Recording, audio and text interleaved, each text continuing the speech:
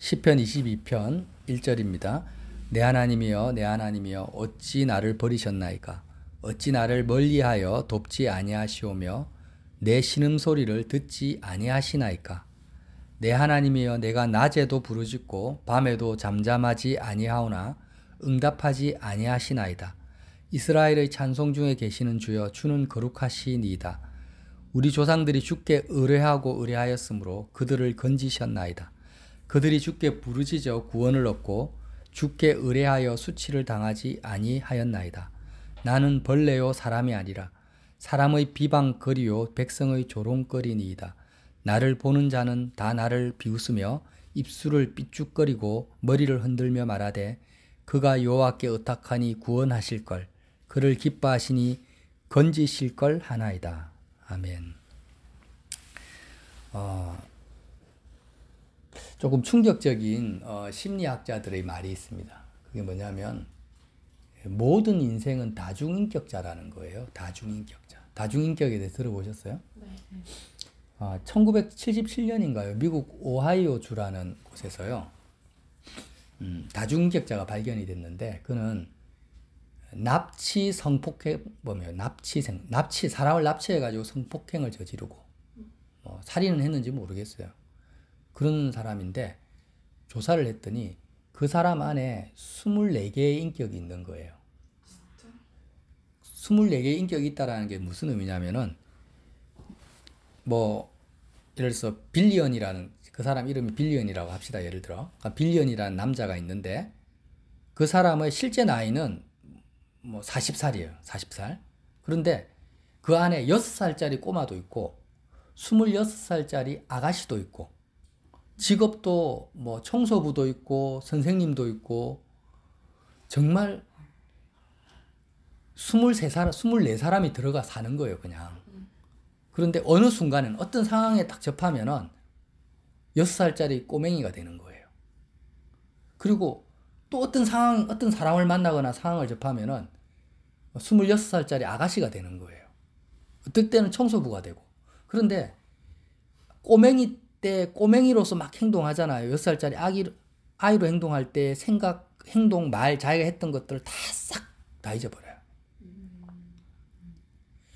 그래서 자기가 어떤 일을 저지르고 나면 그 저지른 행위가 자기가 아닌 거예요. 자기 속에 있는 또 다른 인격인 거예요. 그 사람 뇌파 검사를 했어요. 뇌파 검사를 했는데 정말 뇌파가 다른 거예요. 정말 다른 거예요. 그래가지고 무죄가 됐어요. 무죄 선고가 받았어요. 그러니까 정신적으로 이 사람은 정말 한 사람이 아니라 정말 여러 사람이 안에 들어가 있다라고 이제 과학적으로 인정을 받은 거죠. 근데 심리학자들은요, 왜 다중인격이 나타나느냐를 가만히 연구해 보니까 사람의 뇌 가운데 헬이라는 기관이 있습니다.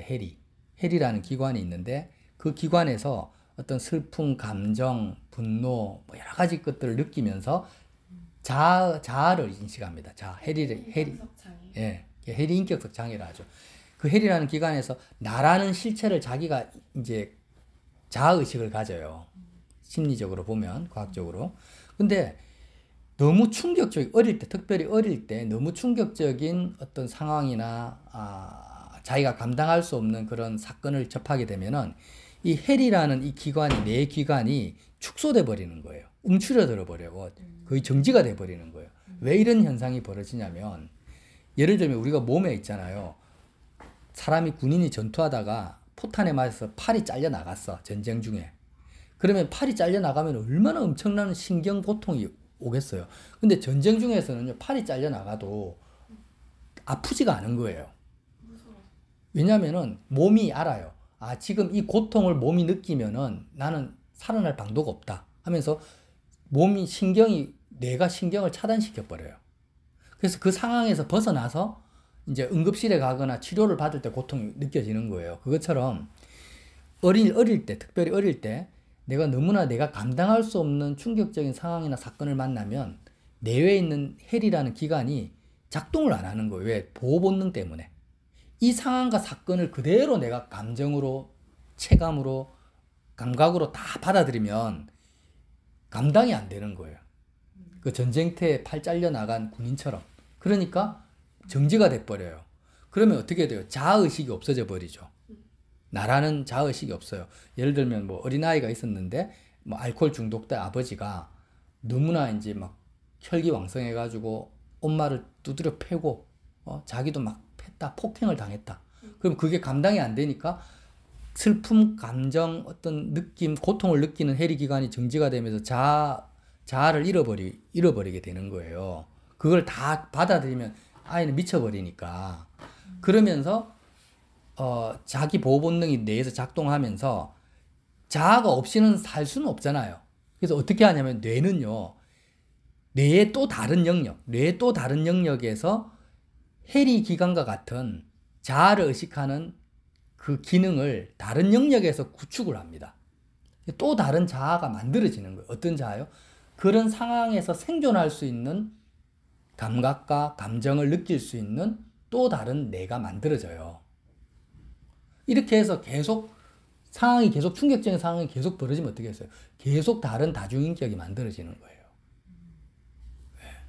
그래서 이렇게 해서 다른 다중인격자가 생기는데 심리학자는 뭐라고 하냐면 모든 사람은 다중인격자라는 거예요. 모든 사람은 예외가 없이. 왜?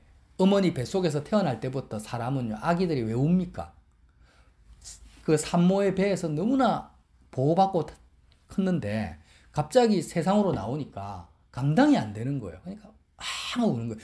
어머니 뱃속에 태어날 때부터 이제 인격이 갈라지기 시작하는 거예요.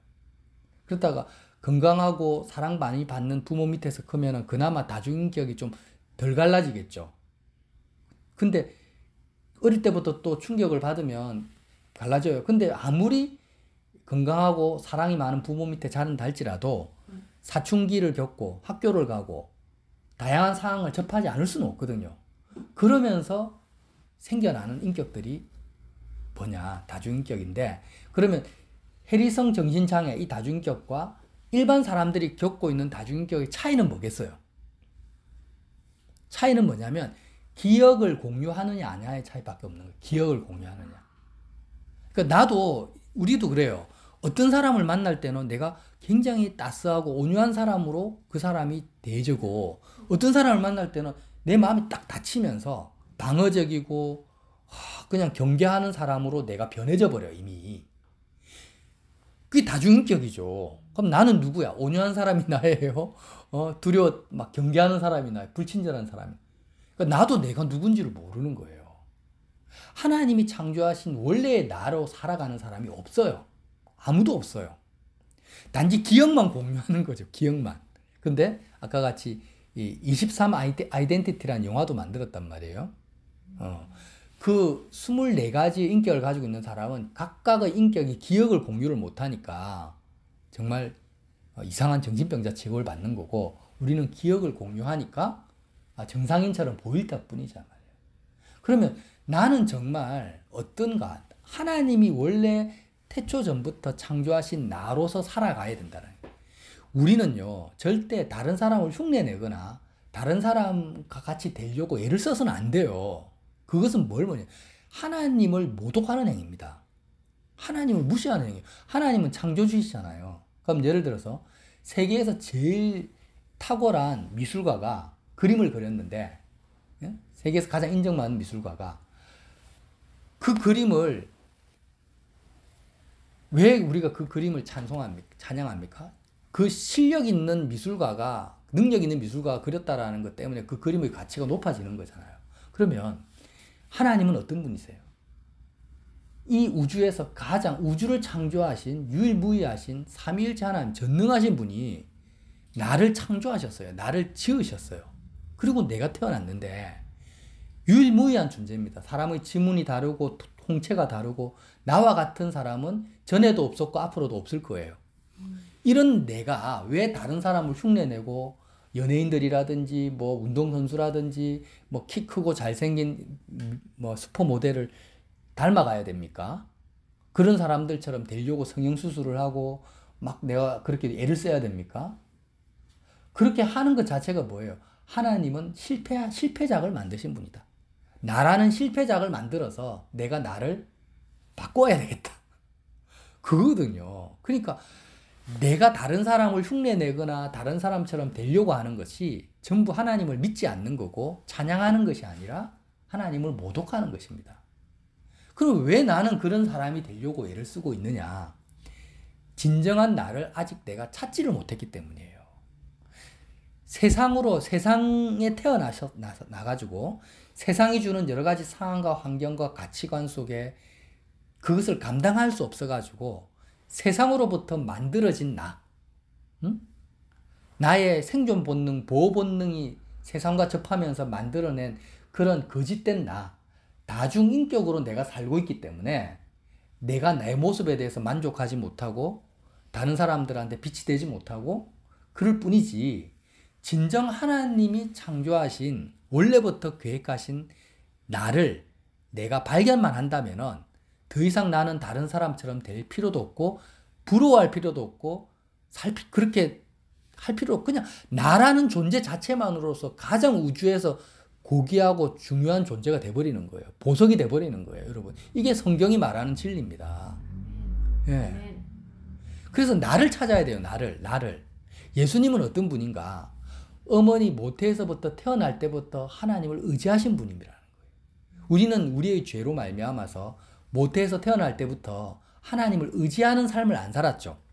그냥 나 혼자 하나님과 분리된 상태로 태어나니까 하나님의 보호와 평강과 기쁨과 하나님이 주시는 그 안정감을 누리지를 못했어요. 그러니까 정말 창조 원형의 나로 살려면은요, 전능하신 하나님 아버지가 나를 얼마나 사랑하시고 나를 지켜주시고 보호해 주시는 이런 하나님 아버지의 평강과 안식과 보호 속에 내가 들어갈 때만이 진정한 창조 원형의 내가 살아나게 됩니다. 그런 나로 살 수가 있어요. 완전하진 않지만 부모의 사랑 가운데 막 크고 있는 어린아이들을 보면은 해맑고 참 거짓이 없고 너무 얼굴이 예쁘잖아요. 근데 고아라든지 아니면 부모의 학대를 받으면서 자는 아이들을 보면은요, 어둡고 너무나 방어적이고 마음을 닫고 있잖아요. 그것처럼 우리가 애초부터 창조주 하나님 아버지가 주시는 그 안식, 보호, 평강, 이 안에 하나님을 그걸 의지한다, 하나님을 신뢰한다라 하거든요. 하나님을 의지하고 신뢰하는 관계 속에서 모태에서부터 태어났다면 창조 원형의 나로 살았을 것이고 세상이 주는 여러 가지 스트레스에서도 다중인격으로 살지 않고 원래의 나로 살았다는 거예요. 그렇게 사신 분이 누굽니까? 모태에서부터 성령이 충만하셔가지고 태어나신 분이 예수님이라는 거예요. 예수님만이 다중인격이 아니라 창조 원형의 인간으로서 태어나셔가지고 끝까지 사신 분이라는 것입니다. 그래서 예수님이 십자가에서 우리의 죄와 허물을 짊어지셨다는 의미는 뭐냐면 우리가 모태에서부터 30, 40, 50, 60, 70 평생을 살면서 세상으로부터 받았던 수많은 충격과 스트레스와 불안과 공포와 장애들 있잖아요. 그 모든 다중인격이 받았던 모든 아픔과 고통을 예수님이 십자가에서 스폰지가 물을 흡수하듯이 나의 전 인생을 걸쳐서 형성된 나의 다중인격 장애를, 그 고통을 예수님이 십자가에서 다 흡수하고 예수님의 육체가 스폰지가 되어가지고 나의 모든 죄와 허물과 아픔을 다 흡수하셔가지고 나를 하나님이 원래 계획하신 창조 원형으로 회복시켰다라는 것입니다. 그게 십자가의 놀라운 주님이 하신 사역이라는 거예요. 그래서 이사야서 53장에 보면은 뭐라고 합니까? 53장 4절에 그는 실로 우리의 질고를 지고 우리의 슬픔을 당했다라는 거예요. 근데 이 우리의 질고와 슬픔은 어떤 슬픔이냐? 모태에서부터 청소년기, 유아기, 장년기, 우리가 이 인생 동안 겪었던 해리성 정신체 인격성 장애와 같은 그런 아픔을 겪을 수밖에 없는 그런 모든 질고 하나님이 다 보고 계시고 알고 계셨다라는 거예요. 아무도 내 외로움은 알지 못해. 아무도 나의 이 충격은 알지 못해라고 나는 생각했지만 그게 아니라 하나님은 다 보고 계시고 알고 계셨고 나의 모든 아픔과 고통을 인간은 육체로 오셔가지고 몸으로 오셔서 실제로 다시 말하지만 스폰지가 물을 흡수하듯이 예수님이 자신의 몸에 자신의 심령에 다 흡수하셨다라는 거예요. 그 말씀이 뭡니까? 우리의 질고를 지고 우리의 슬픔을 당하였거늘 우리는 생각하기를 그는 징벌을 받아 하나님께 맞으며 고난을 당한다 하였노라. 그가 찔림은 우리의 허물 때문이요 그가 상함은 우리의 죄악 때문이라. 그가 징계를 받음으로 우리는 평안을 누리고 그가 채찍에 맞음으로 우리는 나음을 받았도다. 그러니까 주님이 그렇게 흡수하지 않았다면, 자기 것으로 흡수해서 처리하지 않았다면 어떻게 주님이 채찍에 맞음으로 우리가 나음을 입을 수 있으며 주님이 징계를 받는데 우리가 왜 평안을 누립니까? 여러분 믿으시기 바랍니다. 이사야 53장 말씀을. 예. 그래서 우리는요, 세상에서 여러 가지 아픔과 슬픔과 고통, 과거에 당했던 모든 상처들에 그게 떠오르고 기억나고 할 때마다 십자가의 예수님을 바라보십시오. 그럼 주님이 내가 안다. 내가 그때 너와 함께 했다. 너가 충격받을 때 그 충격을 내가 지금 내 몸에 짊어지고 있다. 왜 그런 충격과 아픔과 고통과 장애를 겪습니까? 하나님을 내가 의지하지 않았기 때문이죠. 하나님이 없어서도 아니고 그 순간 내가 하나님을 의지하지 않았어요.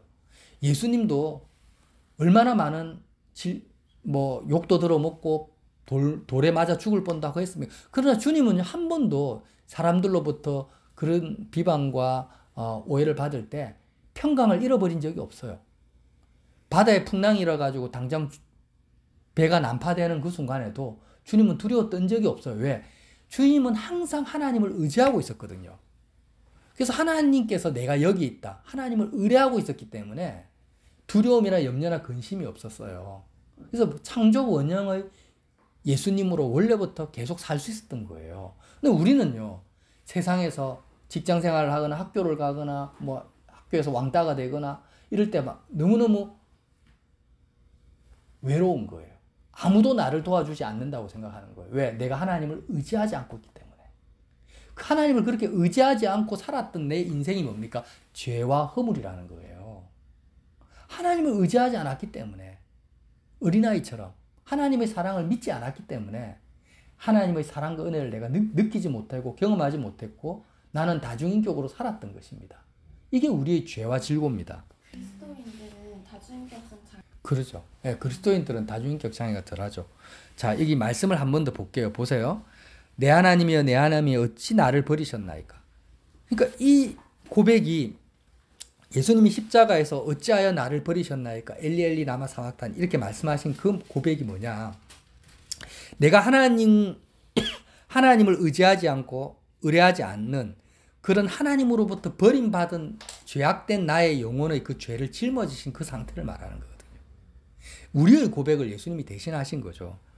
그래서 어찌 나를 멀리하여 돕지 아니하시나이까. 내 신음소리를 듣지 아니하시나이까. 하나님이여 내가 낮에도 부르짖고 밤에도 잠잠하지 아니하오나 응답하지 아니하시나이다. 그러니까 인간의 내면에는 죄악으로 인해서 뭔가 창조주가 있고 신이 있는데 내가 이렇게 외롭고 힘들고 고독할 때 왜 하나님은 나를 돕지 않는가? 그 신은 나를 돕지 않는가에 대한 신에 대한 분노와 배신감과 좌절감이 모든 인생의 내면 속에 무의식 속에 있다라는 거예요. 왜 응답하지 않냐라는 거예요. 응답하지 않냐. 여러분 이런 경우 한번 겪어봤어요? 시장에 갔는데 엄마 손을 잡고 시장에 갔는데 그 수많은 그 장날에 내 손을 잡고 있는 엄마가 사라졌어요. 그럼 애기는 어떻게 돼요? 갑자기 충격이 오는 거죠. 나를 지키고 보호해주는 유일한 보호자가 갑자기 사라졌어. 그러니까 애기는 거기서 막 어떻게 할 줄 몰라서 막 울잖아요. 그죠? 그런 아이들이 많이 있잖아요. 그죠? 우리도 그런 경험 해보실 수 있어요. 그런 것처럼 모든 인생은 하나님에 대해서 응답하지 않는 하나님에 대해서 이렇게 충격받고 어찌하여 나를 버리셨나이까 라고 그의 무의식과 잠재의식은 하나님을 향하고 있다는 것입니다. 원망하고 있다는 거예요.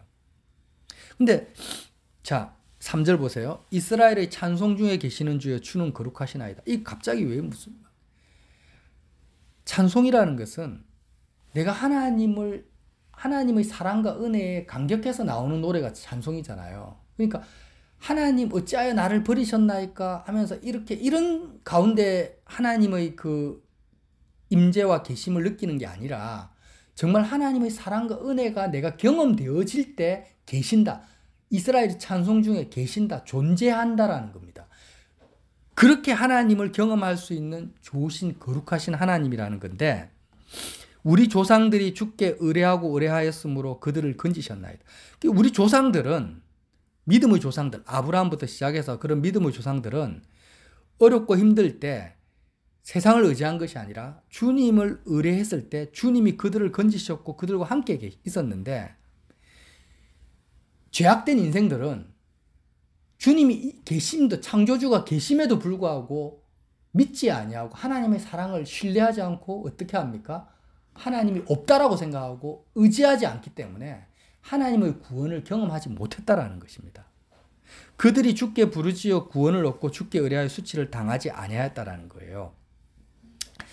자, 예수님이 십자가에서 경험했던 이 말씀을 한번 나중에 깊이 묵상해 보시기 바랍니다. 시편이라는 거는요. 우리가 경험하는 이 경험과 예수님이 십자가에서 했던 경험들을 오버랩 시켜가지고 동시에 같이 지금 말씀하고 있는 거거든요. 9절 오직 주께서 나를 모태에서 나오게 하시고 내 어머니의 젖을 먹을 때 의지하게 하셨나이다. 이거는 예수님의 고백이에요. 예수님의 고백이에요.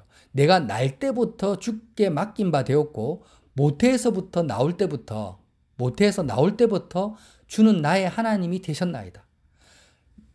이렇게 되셨는데 예수님이 십자가에서 죽으실 때 어떻게 했습니까? 날 때부터 모태에서부터 예수님은 하나님을 의지함으로 평강과 안식을 누리며 사셨는데 주님이 십자가에 못 박히실 때는 하나님이 예수님을 버리신 거예요. 왜 버리셨습니까? 나의 다중인격, 내가 어릴 때부터 겪었던 모든 고통과 외로움과 그 절망감을 예수님이 스폰지가 물을 흡수하듯이 다 흡수하게 하시려고 삼위일체 하나님이 그렇게 하신 거예요. 그 고백을 지금 시편 22편에 주님의 영을 통해서 다시 하는 거예요. 그래서 하나님과 분리된 예수님이 우리의 모든 절망을 흡수하시고 지금 외치고 있습니다. 6절에 나는 벌레요 사람이 아니라 사람의 비방거리요 백성의 조롱거리니이다. 나를 보는 자는 다 나를 비웃으며 입술을 삐죽거리고 머리를 흔들며 말하기를 그가 여호와를 의탁하니 구원하실 걸 그를 기뻐하시니 건지실 건 하나이다. 자, 11절 보세요. 나를 멀리하지 마옵소서. 환난이 가까우나 도울 자 없나이다. 많은 황소가 나를 에워싸며 바산의 힘센 소들이 나를 둘러쌌으며. 여러분 이런 경우 경험하셨어요? 정말 황소가 나를 에워싸듯이 뿔 달린 황소가 어디에도 내가 도망갈 곳이 없이 문제나 어려움과 고통과 답답함으로 완전히 내가 에워싸이는 거예요. 이런 에워싸이는 이 스트레스라고 하죠. 이 압박감, 이 무지무지한 압박감을 예수님이 우리도 경험한 우리의 이 고통을 주님이 십자가에서 그대로 다 주님의 것으로 끌어안으신 거예요. 내가 그 입을 벌림이 찢으며 부르짖는 사자 같으니이다.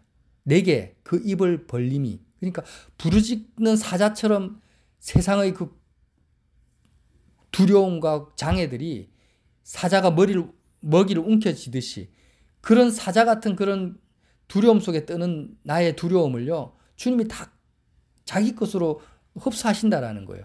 나는 물같이 쏟아졌으며 내 모든 뼈는 어그러졌으며 내 마음은 밀랍 같아서 내 속에서 녹았나이다. 밀랍이라는 것은 뭐냐면은 버터. 예? 그러니까 여름 뜨거운 날 그 버터가 이제 어떻게 돼요? 다 녹아버리잖아요. 그렇같이 내 마음과 내 영혼이 완전히 녹아서 어그러져 버려서 뼈까지 다 어그러지고 녹아버리는 나라는 존재가 물같이 다 쏟아져 가지고 정말 내 힘이 말라 질그릇 조각 같고 질그릇 조각 물기 하나 없잖아요. 내 혀가 입 천장에 붙었나이다.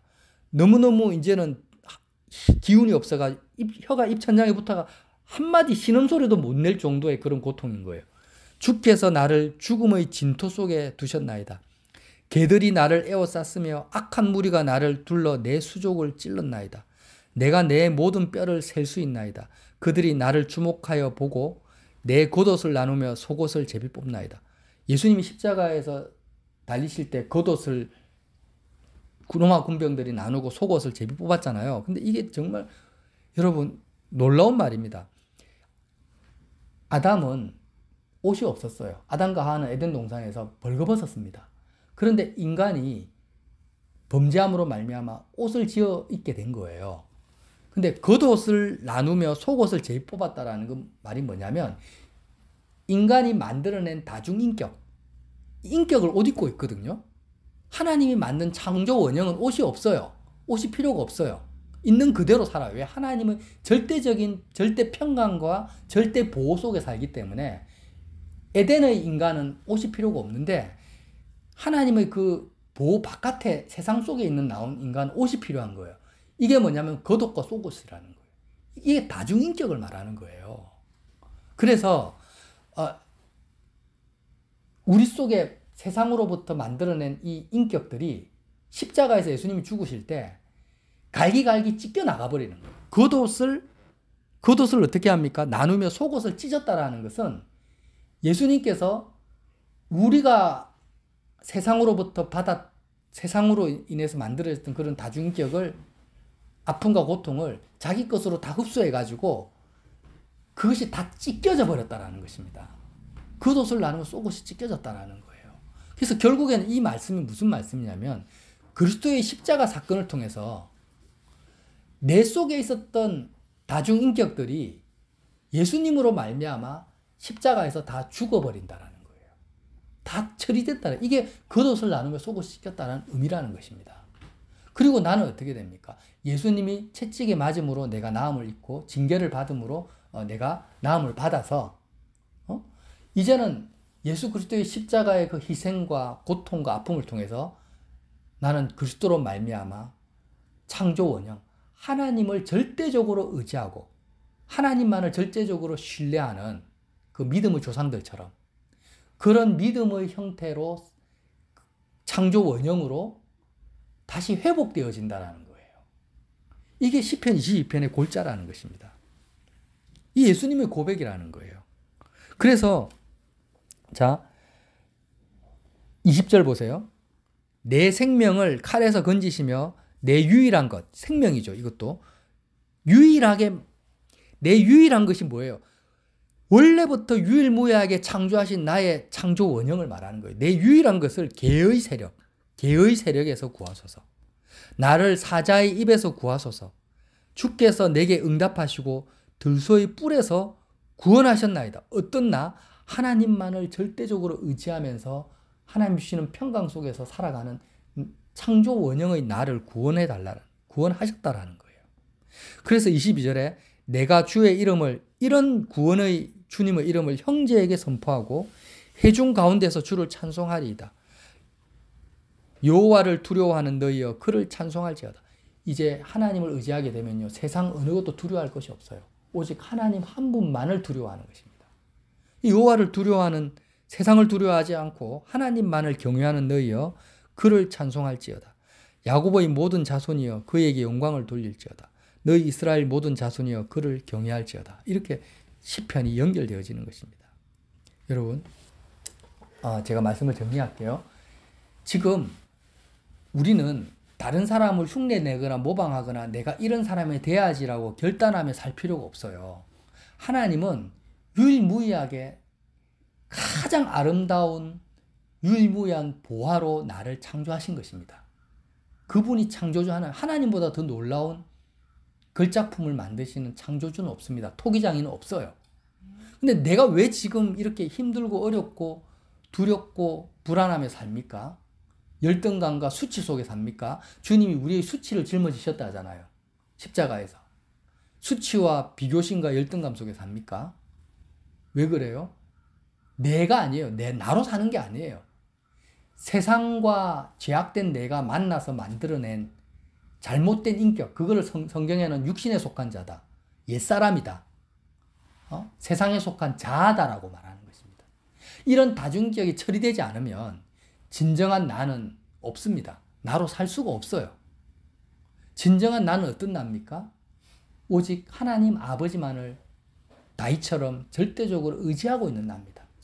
세상의 물질이나 말이나 병거를 의지하지 않고 나의 능력과 재능을 의지하지 않고 하나님 아버지만을 절대적으로 의지하고 있어요.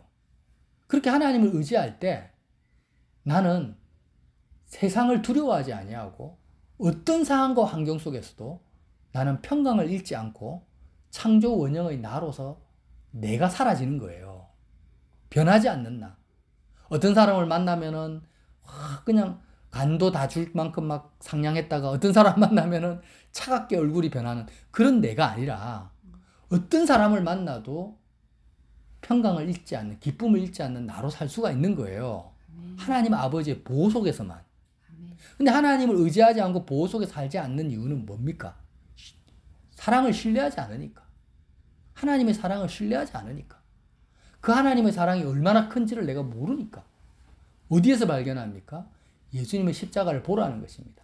예수님이 어떤 나의 고통과 아픔과 내 인격이 겪었던, 잘못된 인격이 겪었던 그런 수많은 두려움을 어떻게 흡수하시고 자기 것으로 삼으셨는지를 보라는 거예요.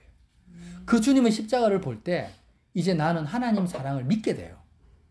하나님을 의지하게 돼요. 두려워하지 않게 돼요. 이거는 기적입니다. 이거는 기적이에요. 그렇게 된다라는 거예요. 나도 모르게.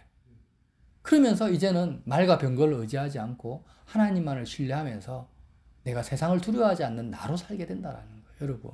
이 길밖에 없어요. 계속 나는 왜 이러지? 나는 지금 돈이 많은 내가 돼야 되겠다. 건강한 내가 돼야 되겠다. 키가 큰 내가 돼야 되겠다. 이런 또 다른 다중인격을 만들지 말라는 것입니다. 그럴 필요가 없다라는 거예요. 십자가의 주님을 우리 바라봅시다. 예, 그를 통해서 하나님 사랑을 의지합시다. 예. 하나님을 신뢰하지 않는 상태에서 생긴 인격으로 산다라는 건 뭐냐? 하나님을 신뢰하지 않는 상태로 쭉 사는 거잖아요, 그냥. 그러니까 내 속에 생겨난 하나님을 의지하지 않는 그 다중인격들이 십자가에서 다 처리되어져야만이 창조 원형, 하나님만을 의뢰하고 신뢰하고 사랑하는 하나님 사랑 안에 거하는 인격으로 살 수 있다는 거예요. 그래서 예수님이 그렇게 살게 하시려고 십자가에서 죽으셨는데 그냥 내 죄를 위해서 죽었다. 이렇게 단순하게 간단하게 할 말이 아닌 거예요. 십자가 사건은. 정말 시편 22편을 통해서 정말 내가 오늘 바산의 황소가 막 내 힘이 말라 질그럽 쫙 내 혀가 입천장에 붙고 개들이 나를 에워싸고 악한 무리가 그 나를 주목하고 이런 모든 것들이 예수님이 겪었던 아픔이 아니라 사실 내가 겪었던 아픔이에요. 우리가 겪었던 아픔과 외로움 정도의 차이는 있겠지. 그러나 그 모든 것을 주님이 끌어안으시는 현장이었다라는 거예요. 흡수하는 현장이었다라는 거예요. 그 사랑 안에 거하시길 바랍니다.